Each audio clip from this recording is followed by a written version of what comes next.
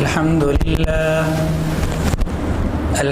لله نحمده ونستعينه ونستغفره ونؤمن به ونتوكل عليه ونعوذ بالله من شرور أنفسنا ومن سيئات أعمالنا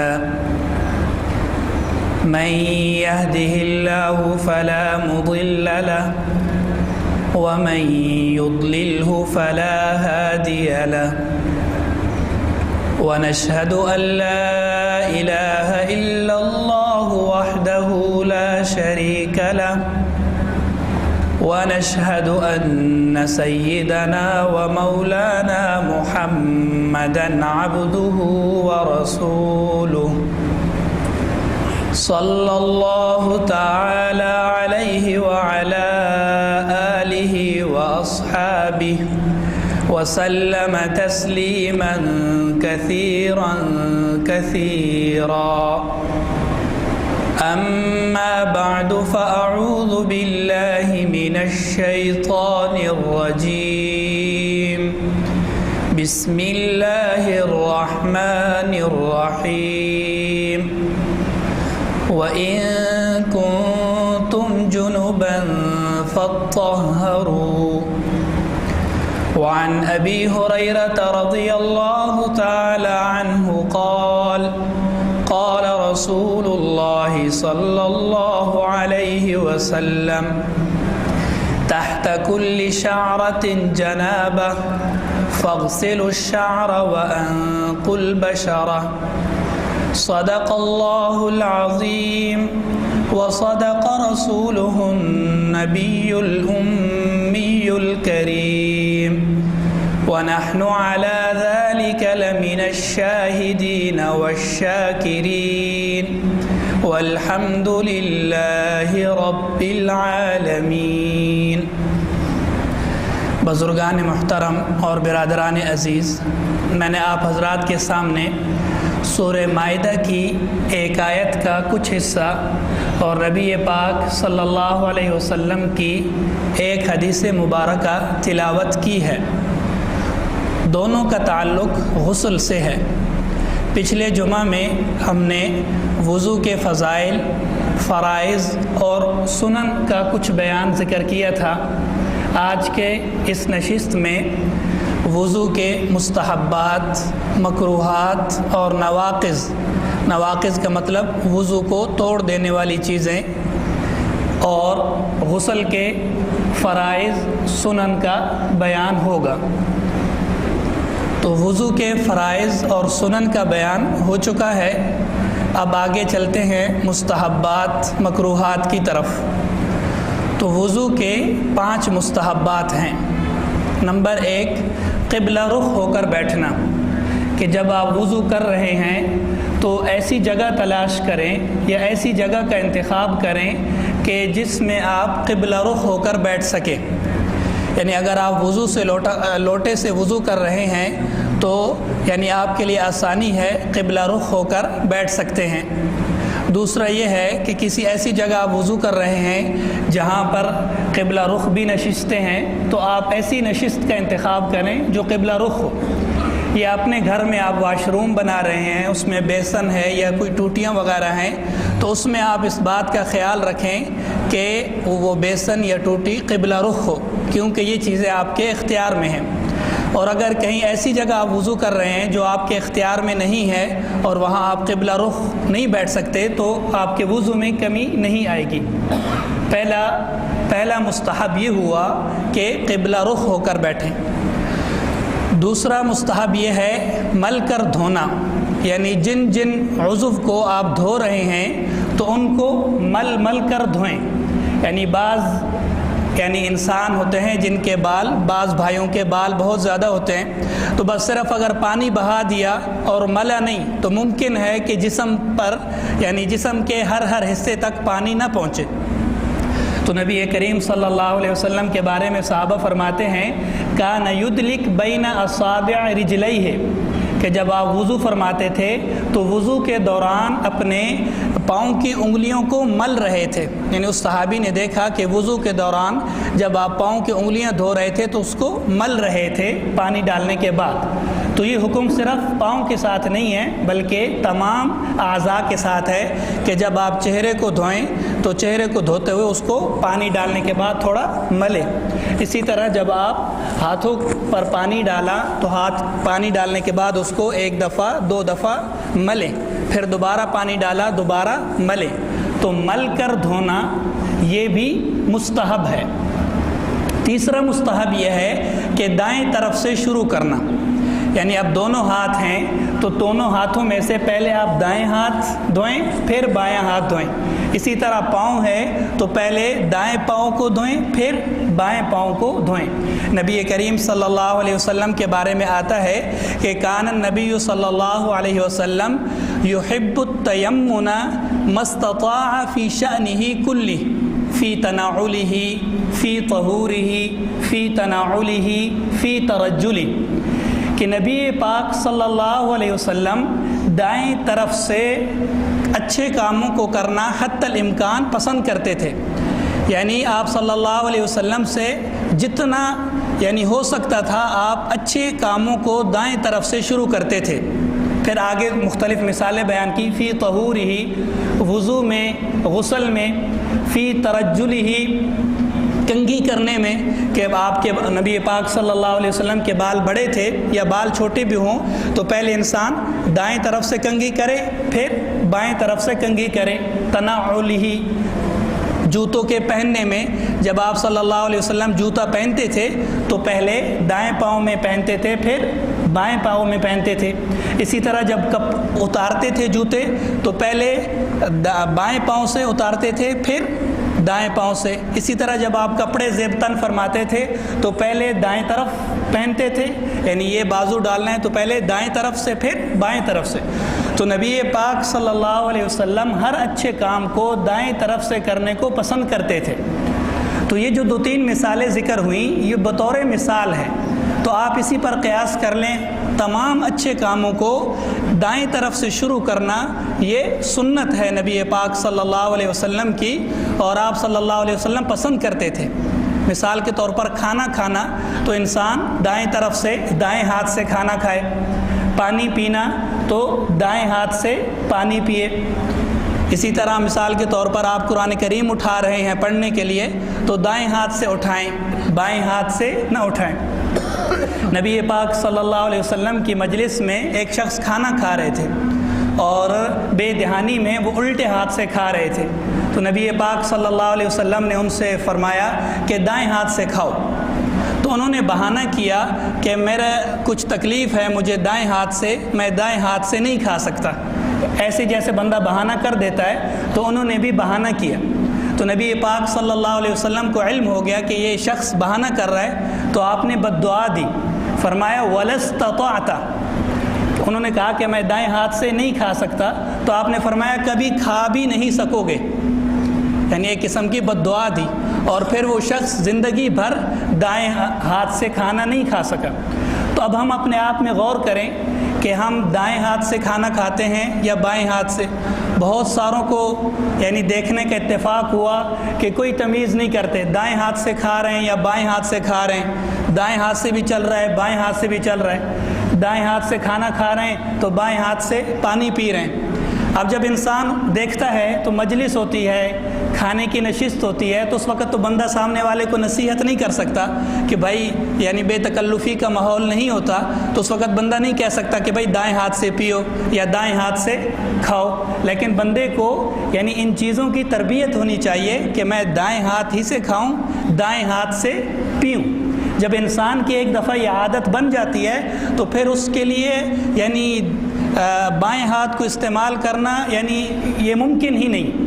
لیکن جب انسان کو تمیز ہی نہ ہو تو پھر پتہ نہیں چلتا، بڑی بڑی مجلسوں میں بھی وہ بائیں ہاتھ کو استعمال کر لیتا ہے۔ تو یہ جو 3-4 مثالیں بیان ہوئیں یہ بطور مثال ہیں، اسی پر آپ قیاس کر لیں کہ ہر اچھے کام کو، ہر اچھی چیز کو انسان دائیں طرف سے شروع کرے۔ عرب میں اس کا بہت مزاج ہے یعنی عرب لوگوں کے یعنی کلچر میں، ان کی ثقافت اور تہذیب میں اسلام رس کر گیا ہے. یعنی جس طرح ہماری ایک تہذیب ہے اس میں سب چیزیں مشترکہ ہیں. جو دیندار لوگ ہیں وہ یعنی ان چیزوں کو اپناتے ہیں، جو دین سے دور ہیں تو ان کو ان چیزوں کی کوئی فکر نہیں، کوئی تمیز نہیں. لیکن عرب لوگوں میں یہ چیزیں ان کے مزاج میں، ان کے فکر میں رس بس گئی ہیں. ہر چیز کو، اچھی چیزوں کو وہ دائیں طرف سے شروع کرتے ہیں. یہاں تک کہ جب چند بندے جمع ہو جائیں اور دروازے میں داخل ہونا ہو، دروازے سے داخل ہونا ہو، تو اب ہم تو بس ویسے ہی داخل ہو جاتے ہیں. تو وہاں پر یمین یمین، دائیں طرف سے دائیں طرف سے.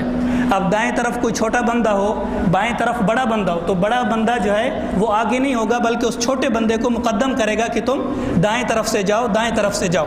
تو یہ یعنی ان چیزوں کو اگر ہم سنت سمجھ کے کریں گے تو ان میں ہمیں ثواب ملے گا. گھر میں آپ داخل ہو رہے ہیں تو دعا کے ساتھ داخل ہوں اور دائیں قدم سے داخل ہوں. گاڑی پر آپ سوار ہو رہے ہیں تو دائیں قدم سے داخل ہوں، بسم اللہ کے ساتھ داخل ہوں.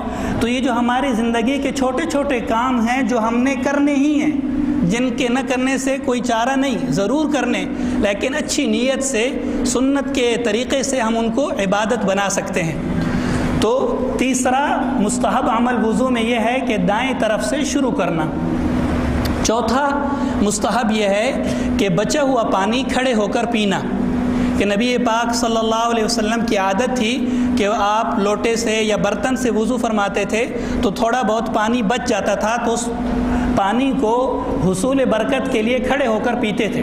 تو انسان کو جہاں کہیں موقع نصیب ہو کہ وہ برتن سے وضو کر رہا ہو یا لوٹے سے وضو کر رہا ہو تو بقیہ پانی کھڑے ہو کر پی لے، یا اگر ٹوٹے سے بھی وضو کر رہا ہو تو آخر میں تھوڑا سا چلو لے کر سنت کی نیت سے پی لے، انشاءاللہ ثواب مل جائے گا.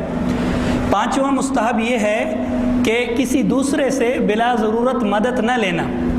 کہ وضو کرنا، نماز پڑھنا ایک عبادت ہے، ہمارا ایک فریضہ ہے، تو ہم بلا ضرورت پانی لے سکتے ہیں. لیکن بچے کو کہہ رہے ہیں کہ پانی لے کر آؤ، کسی کو حکم کر رہے ہیں کہ آؤ مجھے وضو کراؤ، تو اگر انسان بیمار ہے یا اس کو مدد کی ضرورت ہے تو پھر تو کوئی حرج نہیں. لیکن صحیح ہے، تندرست ہے، چاق و چوبند ہے، تو پھر کسی سے اس کو مدد نہیں لینی چاہیے.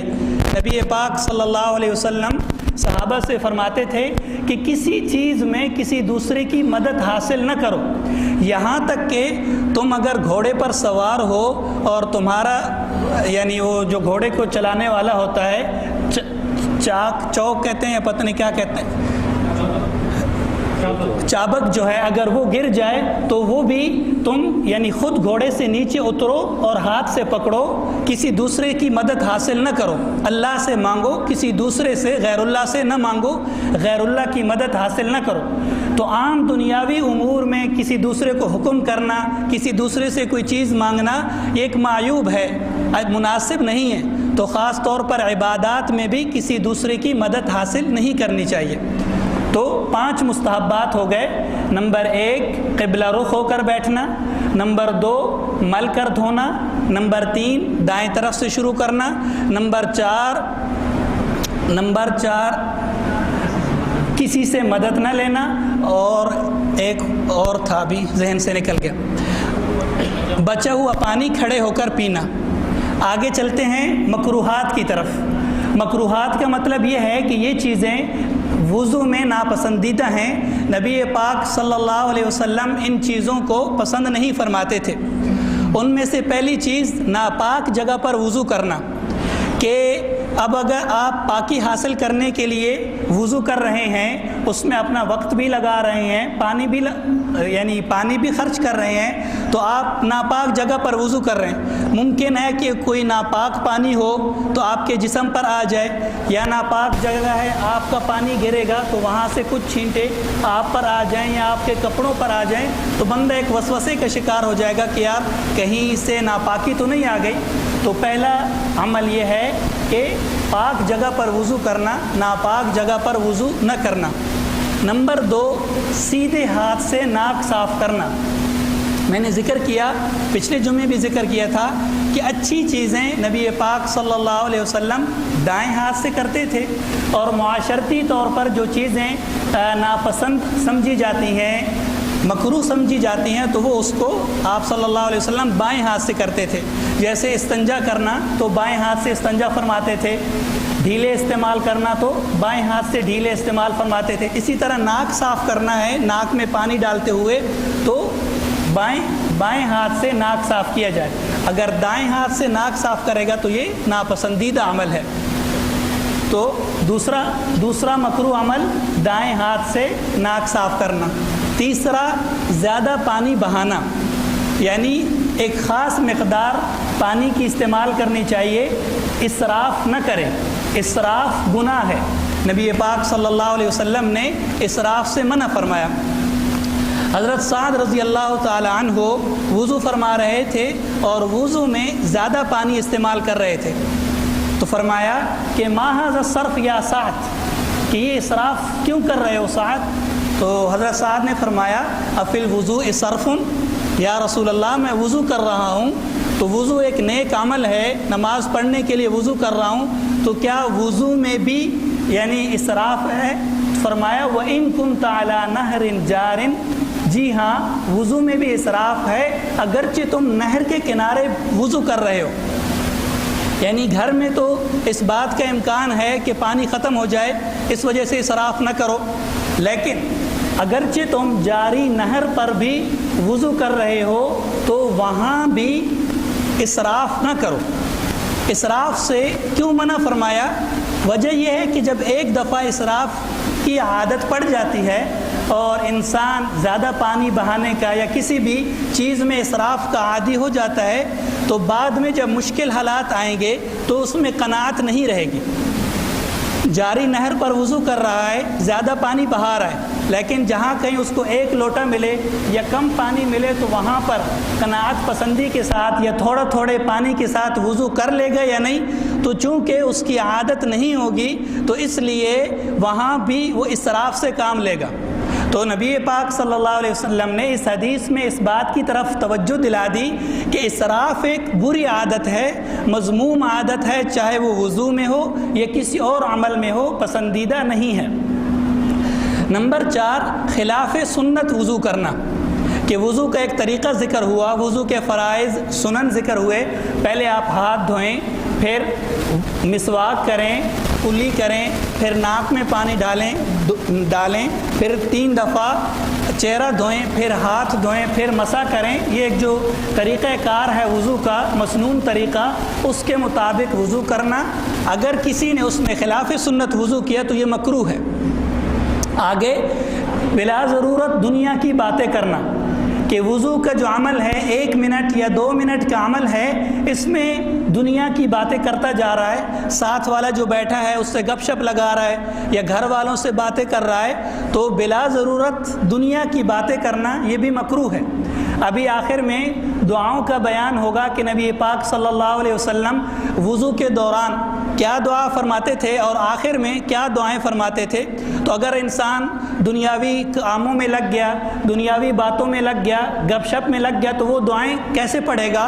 اور ان دعاؤں کے جو عظیم منافع ہیں، بڑے بڑے اس کے جو فضائل ہیں، وہ کیسے حاصل ہوں گے؟ تو اس لیے بلا ضرورت دنیا کی باتیں کرنا یہ بھی مکروہ ہے. چھٹا مکروہ یہ ہے کہ زور سے پانی ڈالنا، یعنی یا تو ساتھ والے کو تکلیف ہوگی یا اپنے آپ کو اذیت دینے والی بات ہے. پانی بھرا اور زور سے چھپکے مار رہا ہے، یا ہاتھ دھو رہا ہے تو ہاتھ پر بھی زور سے مار رہا ہے، ساتھ والے کو بھی تکلیف ہو رہی ہے اور خود بھی اپنے آپ کو تکلیف دے رہا ہے، تو یہ مکروہات ہو گئے.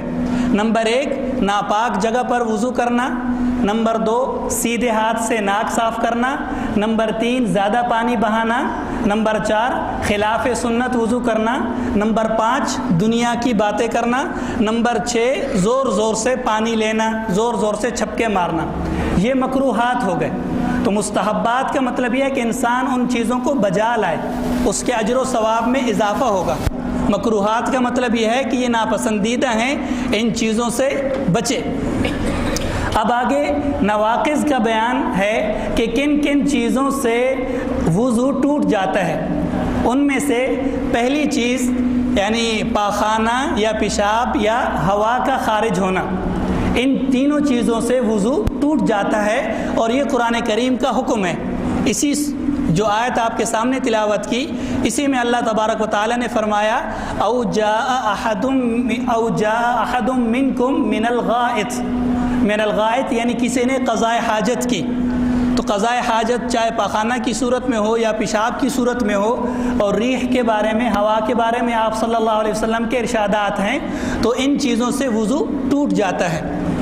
نمبر 2 یعنی خون کا یا پیپ نکل کر بہہ پڑے، یعنی خون نکلا کسی جگہ سے، صرف نکلا نہیں بلکہ نکل کر بہہ پڑا، تو اس سے بھی وضو ٹوٹ جائے گا.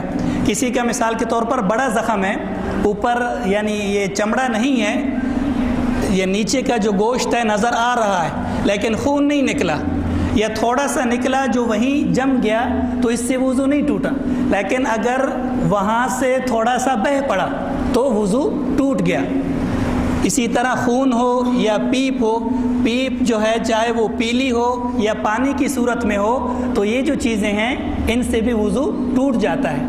نمبر 3 لیٹ کر منہ بھر کر، نمبر 3 منہ بھر کر قے آنا، الٹی ہونا منہ بھر کر، یعنی اتنی الٹی آئے کہ انسان روک نہ سکے، بالکل فوراً نکل جائے، اس سے بھی وضو ٹوٹ جاتا ہے. حدیث میں آتا ہے کہ من اصابہ قیء او رعاف او قلس فلینصرف ولیتوضأ ولیبنی علی صلاته، کہ نماز کے دوران اگر کسی کو الٹی آ گئی، او رعاف یا نکسیر پھوٹ پڑا، او قلسن بھی الٹی کو کہتے ہیں، تو وہ چلا جائے، وضو کر کے آئے اور پھر اپنی نماز کو مکمل کرے. تو اس حدیث سے پتہ چلا کہ منہ بھر کر الٹی آنے سے یا خون آنے سے وضو ٹوٹ جاتا ہے. نمبر 4 لیٹ کر یا ٹیک لگا کر سو جانا. لیٹ کر سو گیا یا ٹیک لگا لی، دیوار سے ٹیک لگا لی یا ستون سے ٹیک لگا لی اور پورا سو گیا، تو اس سے وضو ٹوٹ جاتا ہے. لیکن اگر مثال کے طور پر تشہد کی حالت میں بیٹھا اور اس حالت میں تھوڑی سی اونگ آ گئی، یا سجدے میں یا رکوع میں یا قیام میں تھوڑی سی نیند آ گئی، تو ان حالتوں میں تھوڑی سی نیند آنے سے وضو نہیں ٹوٹتا. البتہ اگر سو گیا ٹیک لگا کر یا لیٹ کر تو اس سے وضو ٹوٹ جاتا ہے. اس کی علت یہ بیان کی کہ جب انسان لیٹ کر سو جاتا ہے یا ٹیک لگا کر سوتا ہے تو اعضاء ڈھیلے پڑ جاتے ہیں، پتہ نہیں چلتا کہ ہوا کا خروج ہوا ہو یا نہ ہوا ہو. تو اس وجہ سے حکم دے دیا کہ اگر کوئی لیٹ کر سو گیا یا ٹیک لگا کر سو گیا تو وضو ٹوٹ جاتا ہے. نمبر 5 نشے میں مست ہو جانا یا بے ہوش ہو جانا. اتنا زیادہ نشہ کیا کہ جس سے مست ہو گیا، اب اس کو کسی چیز کی یعنی خبر نہیں، شعور نہیں، یا کسی بھی وجہ سے بے ہوش ہو گیا، مجنون ہو گیا، تو اس سے بھی وضو ٹوٹ جاتا ہے. آگے رکوع اور سجدے والی نماز میں قہقے لگا کر ہنسنا، یعنی ایسی نماز جس میں رکوع بھی ہے سجدہ بھی ہے، تو کسی وجہ سے ہنس پڑا تو قہقہ لگا کر ہنسنے سے بھی وضو ٹوٹ جاتا ہے. رکوع اور سجدے والی نماز ذکر کی، مراد یہ ہے کہ اگر نماز جنازہ میں اگر کوئی بندہ ہنس پڑا تو اس سے وضو نہیں ٹوٹے گا. تو یہ نواقض کا بیان تھا، یعنی ان چیزوں کا بیان تھا کہ جن سے وضو ٹوٹ جاتا ہے. تو وضو کا بیان مکمل ہوا. فرائض ذکر ہوئے، سنن مستحبات. تو فرائض کا بجا لانا ضروری ہے. سنن اور مستحبات کا انسان خیال رکھے کہ جس سے اس کا وضو مسنون طریقے سے وضو ہوگا، جس پر اس کو فضائل ملیں گے. مکروہات سے بچنا ہوگا، اور نواقض یہ چیزیں اگر پیش آ گئیں تو ان سے وضو ٹوٹ جائے گا، دوبارہ وضو کرنا ہوگا. آگے غسل کا بیان ہے، مختصراً غسل کا بیان ذکر کرتے ہیں، پھر اس کے بعد دعاؤں کی طرف آتے ہیں. غسل کے 3 فرائض ہیں. نمبر 1 یعنی غرغرے کرنا یا منہ بھر کر کلی کرنا، اور اگر روزہ نہیں ہے تو غرغرہ کرے، یعنی منہ میں پانی ڈال کر خوب ہلائے، پورے منہ میں پانی پہنچے. لیکن اگر روزہ ہے تو پھر اتنا زیادہ غرغرہ نہ کرے کہ جس سے پانی کا حلق سے نیچے اتر جانے کا احتمال ہو، یعنی مناسب طریقے سے کلی کرے. نمبر 2 ناک میں پانی ڈالنا. ناک میں پانی ڈالنا اور اوپر تک پہنچانا، لیکن اگر روزہ دار ہے تو پھر اتنا مبالغہ نہ کرے کہ پانی نیچے کی طرف چلا جائے۔ نمبر 3، پورے جسم پر پانی بہانا۔ جو حدیث آپ کے سامنے تلاوت کی اس میں آپ صلی اللہ علیہ وسلم نے فرمایا کہ اگر کسی پر یعنی غسل فرض ہو گیا ہو تو فرمایا تحت کل شعرۃ جنابہ، کہ ہر بال کے نیچے یعنی جنابت ہوتی ہے، ناپاکی ہوتی ہے، فغسلوا الشعر، تو تم ہر بال کو دھو، وانقوا البشر، اور اگر کہیں بال نہیں ہے تو اس جلد کو بھی دھو، صاف کرو۔ تو پورے جسم کو یعنی پورے جسم پر پانی بہانا، یہ 3 فرائض ہیں غسل کے۔ سنن میں نمبر 1 غسل کی نیت کرنا، یعنی اگر آپ غسل کی نیت کریں گے تو غسل کی نیت سے غسل کرنا آپ کا عبادت بن جائے گا، اور اگر نیت نہیں کریں گے تو آپ کا غسل تو ہو جائے گا لیکن ثواب نہیں ملے گا۔ نمبر 2 یعنی ظاہری ناپاکی کو دور کرنا، جسم پر اگر کسی قسم کی ناپاکی ہے، کوئی ظاہری نجاست ہے تو غسل کرنے سے پہلے اس کو صاف کر لیں۔ نمبر 3 استنجا کرنا۔ نمبر 4 وضو کرنا، یعنی غسل تو آپ کر رہے ہیں لیکن غسل سے پہلے آپ وضو کر لیں، مکمل وضو۔ تو مکمل وضو کرنا بھی سنت ہے غسل کی۔ آگے یعنی پورے جسم پر پانی بہانا، یہ اگلی سنت ہے، اور اس میں بھی پہلے آپ دائیں طرف میں پانی بہائیں پھر بائیں طرف پانی بہائیں۔ پھر اگلی سنت یہ ہے کہ جسم کو ملنا، جیسے وضو میں ملنا مستحب ہے، اس طرح غسل میں ملنا، پورے جسم کو ملنا تاکہ کوئی جگہ باقی نہ رہے، کوئی حصہ جسم کا خشک نہ رہے، ملنا، پورے بدن کو ملنا، یہ بھی سنت ہے۔ اگر کسی وجہ سے انسان بھول جائے، یعنی اگر کلی نہیں کی یا ناک میں پانی نہیں ڈالا یا بعد میں پتہ چلا کہ ناف خشک رہ گئی یا جسم کا کوئی حصہ خشک رہ گیا اور غسل خانے سے باہر آ گیا، تو پھر دوبارہ پورے طریقے سے غسل کرنا نہیں ہے، صرف اس جگہ کو آپ دھو لیں۔ اگر کلی نہیں کی تو کلی کر لیں، ناف دھونا بھول گئے تھے مثال کے طور پر تو ناف دھو لیں، یا جو جگہ خشک رہ گئی تھی صرف اسی کو دھو لیں، دوبارہ غسل لوٹانا ضروری نہیں ہے۔ اچھا، یہ سنن ہو گئے غسل کے۔ آگے مکروہات ہیں جو ناپسندیدہ ہیں غسل میں۔ نمبر 1 کم پانی لینا، یعنی اتنا کم پانی استعمال کرنا کہ جس سے تسلی نہ ہو انسان کو۔ دوسرا مکروہ زیادہ پانی بہانا، جس طرح وضو میں زیادہ پانی بہانا ناپسندیدہ ہے تو اسی طرح غسل میں بھی ناپسندیدہ ہے۔ نمبر 3 بلا ضرورت دنیاوی باتیں کرنا، جس طرح وضو میں ناپسندیدہ ہے غسل میں بھی ناپسندیدہ ہے۔ یہ غسل کے مکروہات بیان ہو گئے۔ اب ہم ان دعاؤں کی طرف آتے ہیں جنہیں نبی پاک صلی اللہ علیہ وسلم وضو کے دوران دعائیں فرماتے تھے یا وضو کے بعد فرماتے تھے۔ تو وضو کے دوران نبی پاک صلی اللہ علیہ وسلم یہ دعا فرماتے تھے، اللہم اغفر لی ذنبی ووسع لی فی داری وبارک لی فی رزقی، یعنی 3 جملوں کی دعا ہے۔ پہلا جملہ اللہم اغفر لی ذنبی، اے اللہ میرے گناہ معاف فرما۔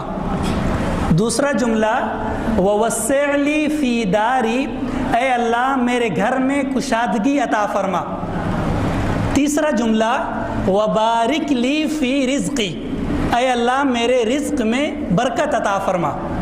تو وضو کے دوران جب آپ ہاتھ دھوتے تھے یا چہرہ مبارک دھوتے تھے یا ہاتھ دھوتے تھے، وضو کے دوران مسلسل آپ صلی اللہ علیہ وسلم یہ دعا فرماتے رہتے تھے، اللہم اغفر لی ذنبی ووسع لی فی داری وبارک لی فی رزقی۔ اگر ہمیں دعا یاد ہے تو اس کو اپنے عمل میں لائیں، اگر عمل میں ہے تو اللہ کا شکر ادا کریں۔ اگر عربی الفاظ یاد نہیں تو عربی الفاظ کو یاد کرنے کی کوشش کریں، جب تک عربی الفاظ یاد نہیں ہو پاتے اردو میں مانگ لیں اور عربی الفاظ کو دہراتے رہیں، یاد کرنے کی کوشش کریں۔ دیکھیں نبی پاک صلی اللہ علیہ وسلم نے اس دعا میں یعنی ساری دنیا آخرت کی حاجتیں جمع فرما دی۔ نبی پاک صلی اللہ علیہ وسلم کا ایک معجزہ تھا جسے آپ نے ایک حدیث میں فرمایا کہ اوتیت جوامع الکلم، کہ مجھے جوامع الکلم کا معجزہ عطا کیا گیا۔ جوامع الکلم کا مطلب یہ ہے کہ بولنے میں الفاظ کم ہیں، الفاظہ قلیلہ، کہ الفاظ کم ہیں، معانی کثیرہ، لیکن ان کے جو معانی ہیں وہ بہت زیادہ ہیں، وسیع ہیں۔ تو یہ دعا بھی جامع دعا میں سے ہے کہ اس ایک دفعہ بھی اگر یہ دعا انسان کی اللہ تبارک و تعالیٰ قبول فرما لیں تو دنیا آخرت کی یعنی حاجتیں اس کی پوری ہو گئیں، دنیا آخرت میں اس کا بیڑا پار ہو گیا۔ کیوں؟ اس میں ایک گناہوں کی مغفرت، گھر کی کشادگی اور رزق کی برکت، تین چیزیں مانگی گئی۔ تو اگر انسان کی یہ تینوں چیزیں انسان کو عطا ہو جائیں تو دنیا آخرت کی ساری حاجتیں، اغراض اور مقاصد پوری ہو گئے۔ کیوں؟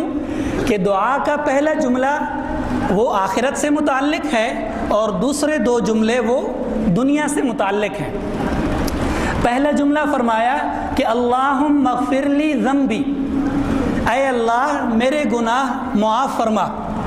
یعنی ابھی ہم اس دعا کی کچھ تشریح کریں گے، تو تشریح کا مقصد یہ ہے کہ ہم اس کی تشریح کو سنیں اور سمجھیں اور پھر اپنے عمل میں لائیں۔ صرف سن لینا یا صرف سمجھ لینا کافی نہیں ہے اگر عمل میں نہیں آیا۔ تو اس بیان کرنے کا مقصد یہ ہے کہ یہ نبی پاک صلی اللہ علیہ وسلم کی یہ سنتیں ہمارے عمل میں آئیں، آہستہ آہستہ آئیں لیکن آئیں۔ لقد کان لکم فی رسول اللہ اسوۃ حسنہ، کہ تمہارے لیے نبی پاک صلی اللہ علیہ وسلم کے عمل میں ایک مثالی نمونہ ہے کہ نبی پاک صلی اللہ علیہ وسلم جو کچھ کر کے گئے وہ تمہارے لیے ایک مثالی نمونہ ہے۔ کس کے لیے؟ لمن کان یرجو اللہ، جو اللہ تبارک و تعالیٰ سے ثواب کی امید رکھتا ہے، والیوم الآخر، اور آخرت میں اللہ کے حضور پیش ہونے پر ایمان رکھتا ہے، وذکر اللہ کثیرا، اور اللہ کا بہت ذکر کرنے والا ہے۔ تو ایسے لوگوں کے لیے نبی پاک صلی اللہ علیہ وسلم کے طریقے ایک مثالی نمونہ ہے۔ تو ان دعاؤں کی تشریح اور ان کو بیان کرنے کا مقصد یہ ہے کہ یہ دعائیں ہمارے عمل میں آئیں۔ تو پہلا حصہ دعا کا مغفرت ذنوب ہے، گناہوں کی مغفرت۔ تو کون انسان ہے کہ جو یہ دعویٰ کرے کہ مجھ سے کوئی گناہ سرزد نہیں ہوتا؟ کوئی بھی معصوم نہیں، دنیا کا بڑے سے بڑا انسان، بڑے سے بڑا ولی تقی، لیکن اس سے گناہ سرزد ہوتے ہیں، چاہے چھوٹے ہوں یا بڑے ہوں۔ کوئی بھی یہ دعویٰ نہیں کر سکتا کہ مجھ سے گناہ نہیں ہوتے۔ صرف معصوم ذات، انبیاء کی ذات ہے، نبی پاک صلی اللہ علیہ وسلم کی ذات ہے کہ آپ سے کوئی گناہ سرزد نہیں ہوا۔ اور اگر کوئی ظاہری کوئی کمی بیشی کوئی ہوئی ہے تو اللہ تبارک و تعالیٰ نے پہلے سے اعلان فرما دیا کہ لیغفر لک اللہ ما تقدم من ذنبک وما تأخر، کہ اللہ تبارک و تعالیٰ نے تمہارے اگلے پچھلے گناہ معاف فرما دیے۔ تو نبی پاک صلی اللہ علیہ وسلم کو اللہ تبارک و تعالیٰ کی طرف سے یہ اعزاز ملا کہ آپ کے پہلے سے ہی سارے گناہ معاف فرما دیے گئے، معصوم ذات ہیں۔ اور اگر کچھ اونچ نیچ ہوئی ہے جو گناہ کے زمرے میں نہیں آتی لیکن کچھ اونچ نیچ ہے تو وہ بھی معاف فرما دی گئی۔ اس کے باوجود نبی پاک صلی اللہ علیہ وسلم فرماتے ہیں کہ انی لاستغفر اللہ کل یوم 70 مرہ، کہ روزانہ میں 70 دفعہ استغفار کرتا ہوں، گناہوں کی معافی مانگتا ہوں 70 دفعہ۔ علماء لغت نے لکھا ہے کہ 70 کا جو عدد ہے یہ کثرت کے لیے ہے، یعنی یہ بتانا مقصود ہے کہ میں بہت زیادہ استغفار کرتا ہوں، یہ مطلب نہیں ہے کہ میں صرف 70 دفعہ استغفار کرتا ہوں۔ تو نبی پاک صلی اللہ علیہ وسلم معصوم ہیں، اس کے باوجود استغفار کر رہے ہیں، کثرت استغفار فرما رہے ہیں۔ بلکہ قرآن میں ان کو حکم ہے کہ وَقُلْ رَبِّ اغْفِرْ وَارْحَمْ وَأَنْتَ خَيْرُ الرَّاحِمِينَ، کہ اے نبی آپ اللہ تبارک و تعالیٰ سے یہ دعا کیجئے کہ رب اغفر، اے رب میرے گناہوں کی مغفرت فرما، مجھ پر رحم فرما، اور آپ رحم کرنے والوں میں سب سے زیادہ رحم کرنے والے ہیں۔ تو یہ استغفار کا حکم کیوں دیا گیا؟ اس کا مقصد یہ ہے کہ انسان، اب جیسے انسان نے وضو کیا، ایک وضو نیک عمل ہے لیکن اس میں کچھ کمی ہو گئی، نماز پڑھنے آیا تو نماز میں کچھ کمی ہو گئی، تو اس کمی سے، اس کمی کا تدارک، اس کمی کی تلافی استغفار سے ہو جائے گی۔ تو اللہ تبارک و تعالیٰ نے استغفار کی شکل میں انسان کو ایک نسخہ کیمیا عطا کیا ہے جو مٹی کو سونا بنا دے. یعنی گناہ ایک نجاست ہے، ایک گندگی ہے. انما الخمر والمیسر والانصاب والازلام رجس، مختلف گناہ گنائے اور فرمایا کہ یہ سارے گناہ رجس ہیں، ناپاکی ہیں، نجاست ہیں. تو گناہ ایک نجاست ہے. جب اللہ کے حضور انسان یہ کہتا ہے کہ اللہ میرے گناہ معاف فرما، صدق دل سے، اخلاص نیت سے، اللہ کے حضور عاجزی سے، ندامت سے، شرمندگی سے جب وہ یہ درخواست کرتا ہے کہ اللہ میرے گناہ معاف فرما، تو اللہ تبارک و تعالیٰ اس کے یہ گناہ معاف فرما دیتے ہیں. تو جو اس سے گناہ ہوئے تھے، توبہ کی برکت سے، استغفار کی برکت سے وہ گناہ نیکیوں میں بدل گئے، وہ گندگی پاکی سے بدل گئی. تو استغفار سے اس نے مٹی کو سونا بنا لیا. قرآن میں آتا ہے کہ الا من تاب وآمن وعمل صالحا فاولئک یبدل اللہ سیئاتہم حسنات، کہ جو شخص ایمان لایا اور توبہ کی اور نیک اعمال بجا لائے. تو الحمدللہ سب اللہ پر ایمان رکھتے ہیں، سب اللہ کے حضور توبہ کرتے ہیں اور سب نیک اعمال کرنے کی کوشش کرتے ہیں. تو ایسے لوگوں کے بارے میں فرمایا کہ اللہ تبارک و تعالیٰ ایسے لوگوں کے گناہوں کو حسنات سے بدل دیتے ہیں، نیکیوں سے بدل دیتے ہیں. تو انسان وضو کے دوران اللہ سے اپنے گناہوں کی مغفرت مانگ رہا ہے. تو اس مغفرت کا فائدہ کیا ہوا کہ جو انسان سے گناہ ہوئے تو ان گناہوں کی مغفرت ہو گئی. اور مثال کے طور پر 50 گناہ ہوئے تو 50 گناہ 50 نیکیوں سے بدل گئے. تو اس لیے انسان کو ہر لمحے میں اللہ کے حضور استغفار کرتے رہنا چاہیے، بلکہ عبادت کے بعد بھی استغفار کرنا چاہیے. حدیث میں آتا ہے کہ نبی پاک صلی اللہ علیہ وسلم نماز سے سلام پھیرنے کے بعد پہلا عمل جو فرماتے تھے وہ 3 دفعہ فرماتے تھے، استغفر اللہ استغفر اللہ استغفر اللہ. سلام کے بعد یہ جملے ارشاد فرماتے تھے. اب سوال یہ ہے کہ نماز تو ایک نیک عمل ہے، نیک عمل کے بعد استغفار کے کیا معنی؟ استغفار تو گناہوں کے بعد ہوتے ہیں. تو اس کا جواب یہ ہے کہ ما عبدناک حق عبادتک ما عرفناک حق معرفتک، کہ اللہ جس طرح عبادت کرنے کا حق تھا ہم نے آپ کی عبادت کا وہ حق ادا نہیں کیا. آپ کی معرفت کا جو حق تھا وہ حق ہم نے ادا نہیں کیا. یعنی آپ کی جو عبادت ہم نے کی اس میں کچھ کمی ہو گئی، کچھ کوتاہی ہو گئی، وضو اچھے طریقے سے نہیں ہوا، یا نماز میں خشوع خضوع نہیں رہا، نماز میں ذہن کہیں اور چلا گیا، گھر کے کاموں میں مصروف ہو گیا، دفتر کے کاموں میں مصروف ہو گیا، بازار میں چلا گیا، تو پوری طریقے سے نماز ادا نہیں کر سکا. ہماری عبادتیں ایسی نہیں کہ آپ کی دربار میں پیش ہوں.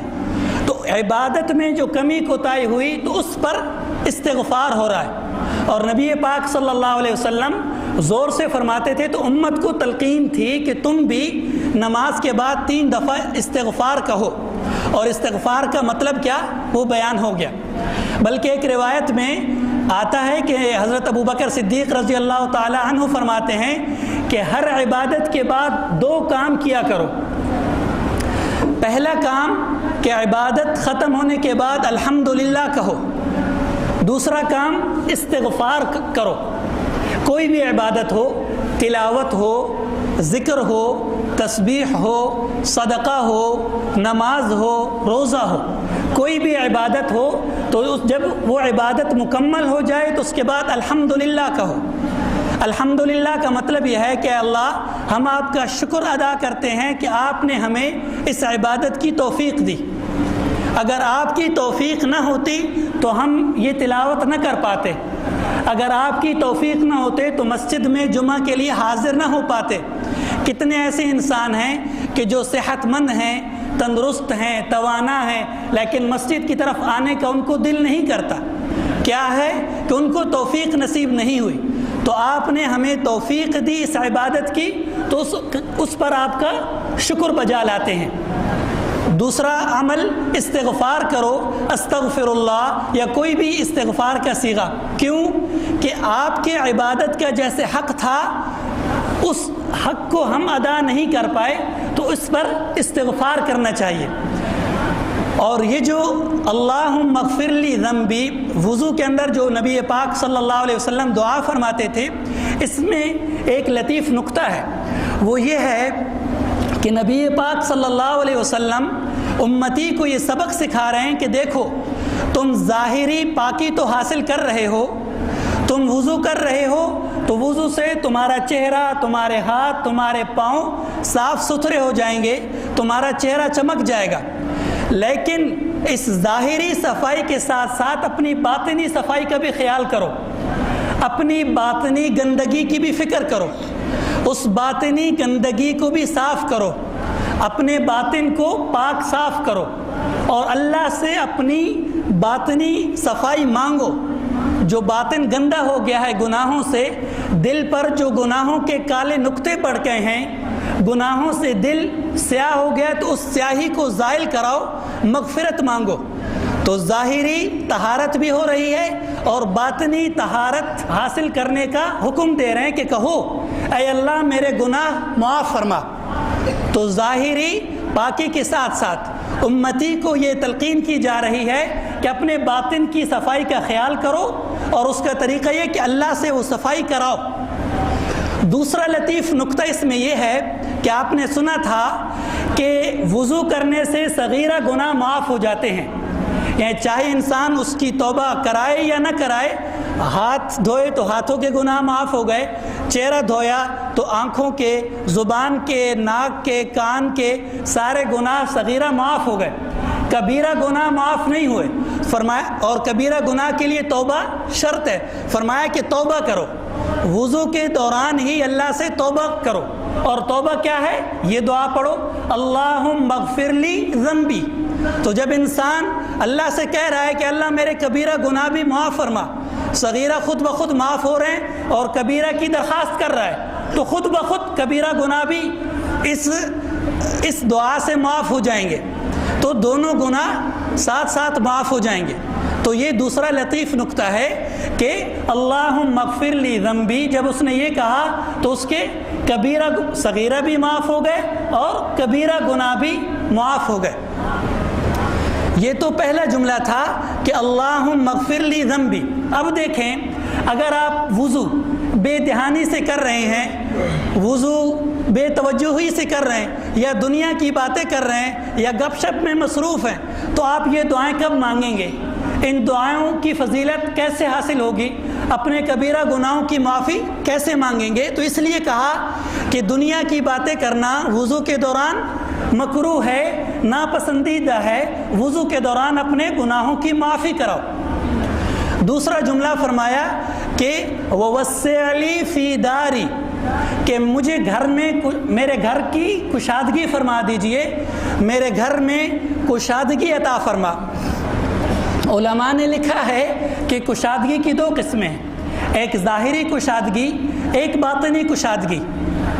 ظاہری کشادگی یہ کہ گھر بڑا ہو، کمرے بڑے ہوں، برآمدہ بڑا ہو، صحن بڑا ہو، ظاہری طور پر کشادہ ہو، تو یہ ظاہری کشادگی ہے۔ باطنی کشادگی یہ ہے کہ انسان جب گھر میں داخل ہو تو اس کو سکون نصیب ہو، راحت نصیب ہو، آرام ملے۔ کہیں ایسا نہ ہو کہ گھر میں داخل ہو رہا ہے تو بیوی بچوں کا طرز عمل، گھر والوں کا طرز عمل اچھا نہیں، ایسے رویے سے پیش آتے ہیں کہ انسان باہر سے ٹینشن میں آتا ہے، یعنی مختلف پریشانیوں کا شکار ہوتا ہے تو گھر میں آ کر وہ پریشانیاں بڑھ جاتی ہیں، تو یہ یعنی گویا کہ اس کو باطنی کشادگی نہیں ملی۔ تو علماء نے لکھا ہے کہ اس دعا میں دونوں قسم کی کشادگیاں داخل ہیں کہ اللہ مجھے ظاہری کشادگی بھی عطا فرما اور باطنی کشادگی بھی عطا فرما۔ قرآن کریم میں آتا ہے کہ واللہ جعل لکم من بیوتکم سکنا، کہ اللہ تبارک و تعالی نے تمہارے گھروں کو جائے سکونت بنایا ہے کہ گھروں سے تمہیں آرام ملے گا۔ تو آرام ملے گا یعنی باطنی کشادگی ملے۔ بیوی بچوں کے بیوی کے بارے میں آتا ہے کہ واللہ خلق لکم من ازواج واللہ خلق لکم ازواجا لتسکنوا الیہا، کہ اللہ نے تمہارے لیے جوڑے پیدا فرمائے تاکہ تمہیں ان سے سکون ملے، وجعل بینکم مودۃ ورحمہ، اور میاں بیوی کے درمیان رحمت ڈال دی اور محبت ڈال دی۔ تو اگر میاں بیوی کے درمیان محبت ہے، رحمت ہے، ایک دوسرے سے سکون ملتا ہے، تو یہ باطنی کشادگی مل گئی۔ تو دیکھیں وضو کے دوران نبی پاک صلی اللہ علیہ وسلم دعا فرما رہے ہیں کہ وَوَسِّعْ لِي فِي دَارِي، کہ مجھے گھر میں کشادگی عطا فرما، اور کشادگی دونوں قسم کی، ظاہری بھی اور باطنی بھی۔ ایک حدیث میں آتا ہے کہ 4 چیزیں انسان کی سعادت مندی کی علامتیں ہیں۔ نمبر 1 الزوجہ الصالحہ، نیک بیوی۔ نمبر 2 الجار الصالح، نیک پڑوسی۔ نمبر 3 المرکب الصالح، عمدہ سواری، اچھی سواری۔ نمبر 5 المسکن الواسع، کہ بڑا گھر، کشادہ گھر۔ اور اسی کی جو الٹ ہیں، انسان کی بدبختی ہے کہ بری بیوی ہے، یا برا پڑوسی ہے، یا اچھی گاڑی نہیں ہے، یا چھوٹا گھر ہے۔ تو یہ جو 4 چیزیں ہیں جو ابھی ذکر ہوئی، یہ انسان کی بدبختی ہیں۔ من شقاوت المرء 4، اور من سعادت المرء الزوجہ الصالحہ، الجار الصالح، المرکب الصالح، اور ساعۃ المسکن، کہ بڑا گھر۔ بعض روایات میں آتا ہے المرکب الہنی، کہ آرام دہ سواری، اور بعض میں اچھی سواری۔ تو یہ 4 چیزیں جو ہیں یہ سعادت مندی ہے، اور ان کی ضد بدبختی اور شقاوت ہے۔ تو دوسرا جملہ فرمایا وَوَسِّعْ لِي فِي دَارِي، تیسرا جملہ وَبَارِكْ لِي فِي رِزْقِي، کہ میرے رزق میں برکت عطا فرما۔ رزق جو ہے وسیع معنی میں، صرف پیسے، مال و دولت یہ رزق نہیں ہے، بلکہ یہ بھی رزق ہے۔ اور گھر میں یا آپ کے پاس جتنی چیزیں ہیں، اوڑھنے پہننے کا سامان ہے، گھر کا ساز و سامان ہے، بینک بیلنس ہے، یہ جو ساری چیزیں ہیں یہ آپ کا رزق ہے۔ اس میں دیکھنے کی چیز یہ ہے کہ اس میں اضافہ نہیں کہا کہ میرے رزق کو بڑھا دے۔ علم کے بارے میں فرمایا کہ رب زدنی علما، میرے علم کو بڑھا دے۔ رزق کے بارے میں یہ نہیں فرمایا کہ رزق بڑھا دے، بلکہ فرمایا کہ رزق میں برکت عطا فرما۔ ایسا نہ ہو کہ بینک بیلنس تو بہت ہے لیکن اس سے سکون نہیں، راحت نہیں، آرام نہیں، بلکہ مصیبتیں ہیں، پریشانیاں ہیں، تو یہ رزق میں برکت نہ ہوئی۔ صرف مال و دولت کا بڑھ جانا یہ کوئی اچھی چیز نہیں ہے، اللہ تبارک و تعالیٰ کو پسندیدہ نہیں ہے۔ قرآن میں آتا ہے کہ وَيْلٌ لِكُلِّ هُمَزَةٍ لُمَزَةٍ، افسوس ہے اس کافر کے لیے جو دوسروں کو تانے دیتا ہے۔ ہمزہ تانے دیتا ہے، لمزہ دوسروں کی عیب جوئی کرتا ہے کہ اس میں یہ عیب ہے، فلاں میں یہ عیب ہے، فلاں میں یہ عیب ہے، دوسروں کی عیب جوئی کرتا ہے۔ الذی جمع مالا، کہ جو مال و دولت کو جمع کرتا ہے، وعددہ، اور پھر اس کو گنتا ہے کہ آج 1 لاکھ ہو گیا، کل 2 لاکھ ہو گیا، آج کروڑ ہو گیا، کل 2 کروڑ ہو گیا، اور اس سے وہ خوش ہوتا ہے۔ تو گویا کہ گننا اور مال و دولت میں اضافہ یہ اللہ کو پسند نہیں ہے۔ اگر اضافہ برکت کے ساتھ ہو رہا ہے تو اچھی بات ہے، لیکن صرف بڑھ رہا ہے تو یہ اللہ تبارک و تعالیٰ کو پسند نہیں، اور کافروں کی عادت ہے، اور اللہ تبارک و تعالیٰ اس کو مذمت میں بیان کر رہے ہیں، برائی کے ساتھ ذکر کر رہے ہیں۔ خلاصہ یہ ہے کہ رزق میں برکت ہونی چاہیے۔ یہ ایک دعا تھی جو آپ درمیان میں فرماتے تھے، آخر میں آپ 3-4 دعائیں فرماتے تھے۔ ان میں سے ایک دعا آپ یہ پڑھتے تھے اشہد ان لا الہ الا اللہ وان محمدًا عبدہ ورسولہ، اور بعض روایات میں یہ آتا ہے کہ اشہد ان لا الہ الا اللہ وحدہ لا شریک لہ واشہد ان محمدًا عبدہ ورسولہ۔ اس کی فضیلت یہ ہے کہ انسان جب وضو کرے کامل طریقے سے وضو کرے اور پھر یہ دعا پڑھے الا فتحت لہ ابواب الجنت الثمانیہ، جنت کے 8 دروازے کھل جاتے ہیں، یدخلها من ایہا شاء، کہ جس سے داخل ہونا چاہے داخل ہو۔ داخل تو ایک ہی سے ہوگا، لیکن ایک اعزاز اور اکرام کی صورت ہے کہ 8 دروازے ہو جائیں گے، چھوٹے چھوٹے دروازے نہیں ہوں گے۔ بڑے بڑے دروازے ہوں گے اور اس کی مرضی ہے کہ اس دروازے سے داخل ہو، اس دروازے سے داخل ہو، کہ اعزاز کی صورت ہے۔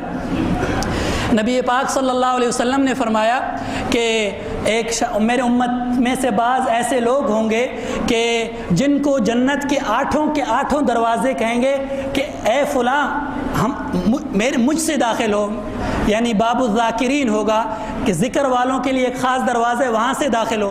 باب الریان ہے، روزہ دارے وہاں سے داخل ہوں گے تو وہ آواز دے گا کہ اے روزہ دارو آؤ اس دروازے سے داخل ہو۔ تو حضرت ابوبکر صدیق رضی اللہ تعالیٰ عنہ نے فرمایا کہ یا رسول اللہ، کیا آپ کی امت میں ایسا بھی کوئی ہوگا کہ جس کو آٹھوں دروازے بلائیں گے؟ فرمایا کہ ہاں ہوگا، اور مجھے امید ہے کہ تم انہی میں سے ہو، کہ جنت کے آٹھوں دروازے حضرت ابوبکر صدیق کو آواز دیں گے۔ تو وضو کی بھی ایک فضیلت ہے کہ 8 دروازے کھل جائیں گے اور جس سے داخل ہونا چاہے تو داخل ہو۔ یہ ایک دعا ہو گئی۔ دوسری دعا اللہم اجعلنی من التوابین واجعلنی من المتطہرین، کہ اے اللہ مجھے بہت زیادہ توبہ کرنے والوں میں سے بنا دے، اور جو کوشش کر کے پاکی صفائی حاصل کرتے ہیں ان میں سے بنا دے۔ تیسری دعا سبحانک اللہم وبحمدک اشہد ان لا الہ الا انت استغفرک واتوب الیک۔